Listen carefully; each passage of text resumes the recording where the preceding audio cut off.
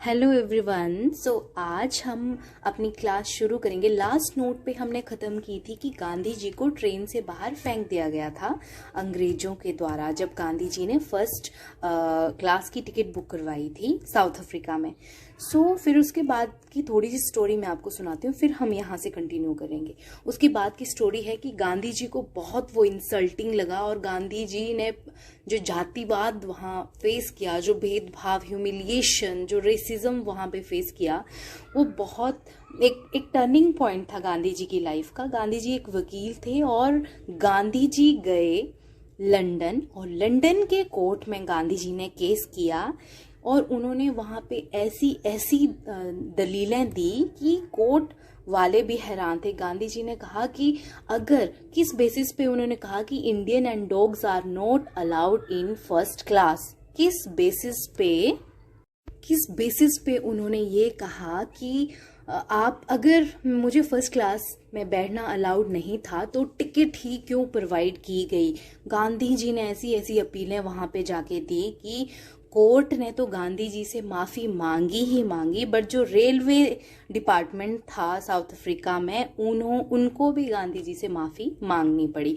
और उस टाइम गांधी जी जब वो अपना केस जीते तो गांधी जी इतना फेमस हुए कि सारे इंडिया से लेके लंदन से लेके साउथ अफ्रीका तक गांधी जी के चर्चे हो गए कि ये है कौन ऐसा इंडियन, या ये है कौन ऐसा वकील। उसके बाद क्या होता है कि उसके बाद हम स्टार्ट करेंगे यहाँ से। गांधी जी ने अपना पॉलिटिकल करियर जो था साउथ अफ्रीका में ही स्टार्ट किया था और वहाँ पे गांधी जी ने देखा कि जो इंडियंस के साथ जो भेदभाव वहाँ पे किया जा रहा था अंग्रेजों के द्वारा, इंडियंस के साथ वहाँ पे बहुत वर्स्ट बिहेव किया जाता था अंग्रेजों के द्वारा। गांधी जी ने देखा जगह जगह पे कि जो इंडियंस वहाँ पे फेस कर रहे थे। फिर गांधी जी ने क्या किया, क्योंकि इंडियंस भी वहाँ एक ही एरिया में तो नहीं रह रहे थे, साउथ अफ्रीका में अलग अलग जगहों पे रह रहे थे, तो गांधी जी ने क्या किया, उन सभी को यूनाइट करने के लिए, एक साथ करने के लिए NIC का उद्घाटन किया, NIC की शुरुआत की। उसकी फुल फॉर्म है नेशनल इंडियन कांग्रेस, स्टार्ट किया। और एक पेपर भी वहाँ पे गांधी जी ने स्टार्ट किया, इंडियन ओपिनियन। याद रखना, ये एक क्वेश्चन पूछे जाते हैं एग्जाम में। तो गांधी जी ने वहाँ पे इंडियन ओपिनियन न्यूज़पेपर एक स्टार्ट किया और NIC, नेशनल इंडियन कांग्रेस की स्थापना की। और इस NIC की स्थापना करने का एक ही मकसद था, इस ऑर्गेनाइजेशन को बनाने का गांधी जी का एक ही मकसद था, to protect the rights of Indian in South Africa. South Africa में जो भी भेदभाव हो रहे थे इंडियन के साथ, गांधी जी NIC के और साउथ अफ्रीका में जो भी इंडियन कम्युनिटी थी उसके लीडर बन गए। क्योंकि गांधी जी एक बहुत अच्छे वकील थे और बहुत अच्छी इंग्लिश बोलते थे। गांधी जी ऐसी इंग्लिश बोलते थे जैसी अंग्रेज नहीं बोल पाते थे। अब क्या आगे होता है कि 1893 से 1914 तक गांधी जी जो थे एक पब्लिक वर्कर की तरह साउथ अफ्रीका में काम करते रहे। फिर क्या होता है, फ्रॉम 1906 से 1914 तक गांधी जी ने वहाँ 4-5 ऐसे प्रोटेस्ट किए कि गांधी जी उन प्रोटेस्ट के बाद बहुत ज़्यादा फेमस हो गए थे। उन्होंने प्रोटेस्ट किया, registration certificate, the black act भी इसको नाम दिया गया था। इसके अगेंस्ट गांधी जी ने प्रोटेस्ट किया। और इसमें क्या था कि इंडियंस जो भी रह रहे थे साउथ अफ्रीका में, उनको हर टाइम एक रजिस्ट्रेशन सर्टिफिकेट कैरी करना था अपने साथ। इसमें ऐसा था कि अगर आधी रात को भी अंग्रेज किसी इंडियंस के घर का दरवाजा खटखटाते हैं तो उनको रजिस्ट्रेशन सर्टिफिकेट जो था ये हर टाइम अपने पास रखना था। और अंग्रेज किसी भी टाइम उनसे ये चेकिंग के लिए मांग सकते थे, देख सकते थे। अगर ये नहीं है तो उनको पनिशमेंट मिलेगी, या जेल में डाल दिया जाएगा, या उनको फाइन होगा। तो ये एक ब्लैक एक्ट साबित हुआ और गांधी जी ने बाकी जो भी इंडियन कम्युनिटी साउथ अफ्रीका में रह रही थी उनके साथ प्रोटेस्ट किया। उन लोगों को मार खानी पड़ी, जेल जाना पड़ा, बट एट द एंड वो इस प्रोटेस्ट में भी सफल रहे और ये एक्ट भी जो अंग्रेज सरकार थी उसको वापस लेना पड़ा।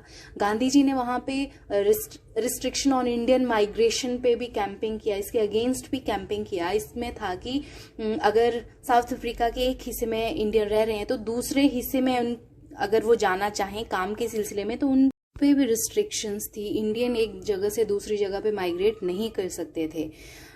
और एक पोल टैक्स था, बहुत हैवी टैक्स था जो इंडियंस को साउथ अफ्रीका में जो भी रह रहे थे उनको पे करना पड़ता था। तो इसके अगेंस्ट भी कैंपेन किया और वो इसमें भी सफल रहे। और last one is invalidation on Indian marriage. वहाँ पे जो भी इंडियन रह रहे थे कुछ वहाँ पे ही बस गए, तो वो अपने रिचुअल्स के अकॉर्डिंग वहाँ पे हिंदू धर्म के अनुसार शादी नहीं कर सकते थे।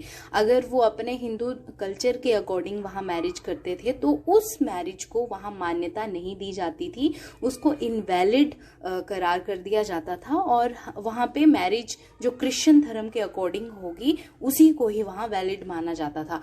तो गांधी जी को ये चीज़ भी बहुत गलत लगी। इससे तो इंडियंस जो भी वहाँ रह रहे थे वो अपने कल्चर को कहीं ना कहीं पीछे छोड़ जाते। तो फिर गांधी जी ने इसके अगेंस्ट भी प्रोटेस्ट किया, वो इसमें भी सफल रहे। अब इसमें जो भी ये प्रोटेस्ट हो रहे थे इसमें वुमेन्स ने भी बहुत अपना रोल प्ले किया और इन प्रोटेस्ट में, और वो भी जेल में रहीं।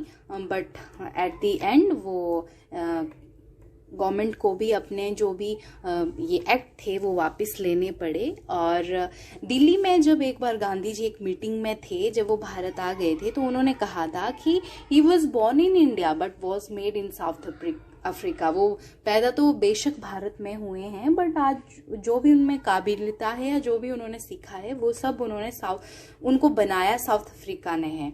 अब Gandhi ji return to India on 9 जनवरी 1915 को गांधी जी भारत वापस आए on the request of Gopal Krishna Gokhale. इनके बारे में आप आगे जानेंगे, बट आप याद रखना कि 9 जनवरी 1915 को गांधी जी वापस आए।